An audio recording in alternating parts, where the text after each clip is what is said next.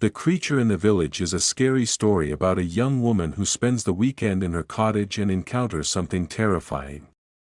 My name is Magda and I'm 26 years old. I work in an office in the city. On weekends, I used to love to get away from all the hustle and bustle and take a trip to the countryside. Luckily, I have a cottage in a small village, which is located right at the edge of the forest. How I used to love to get out of the city and spend the weekend in my little cottage. Why did I stop?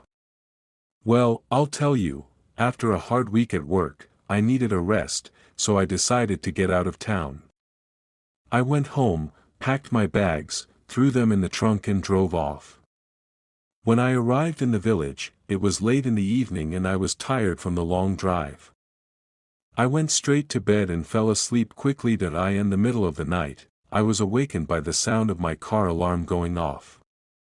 I looked out the window, but there was nobody in sight. I found my car keys, pressed the button to shut off the alarm.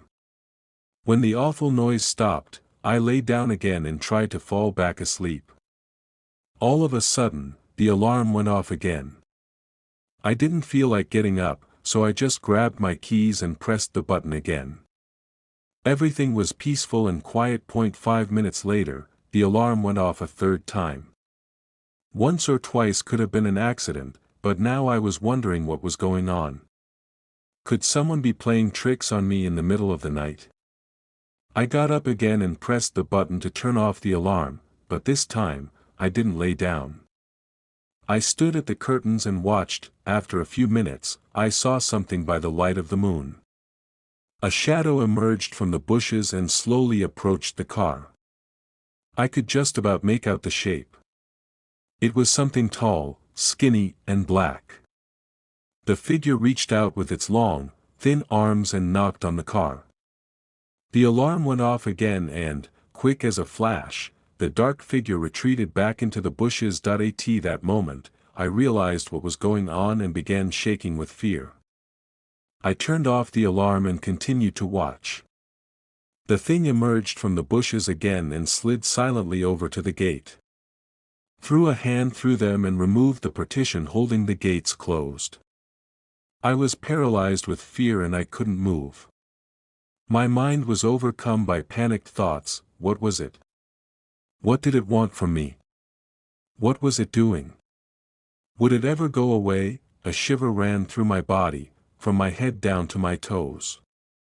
My mouth was dry and my heart was beating fast.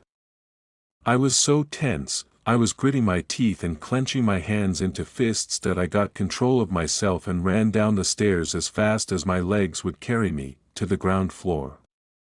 I wanted to look for something I could use to protect myself. However, just as I was about to switch on the lights, I suddenly froze in my tracks. The dark figure was at the window. It was pressed up against the glass, staring in, looking to see whether or not there was someone home. I immediately ducked down behind the sofa and peered out. That's when I realized what all these tricks with the car were for. It was trying to lure its victim outside. That I could not take my eyes off its hideous face. The skin was the color of ash and covered with wrinkles. Its eyes were small, beady and completely black. Instead of a nose, there were 2 ragged holes. It didn't have any lips, just 2 rows of sharp, yellow teeth. Its breathing was so heavy and hoarse that it was misting up the window. That I just knew it was not going to go away. After standing at the window for a few moments, I heard a rustling noise as it came to the front door. I watched as it tried to push its fingers through the gap under the door. The handle began to twitch wildly up and down. And then the creature emitted a chilling sound. It was not like the human voice.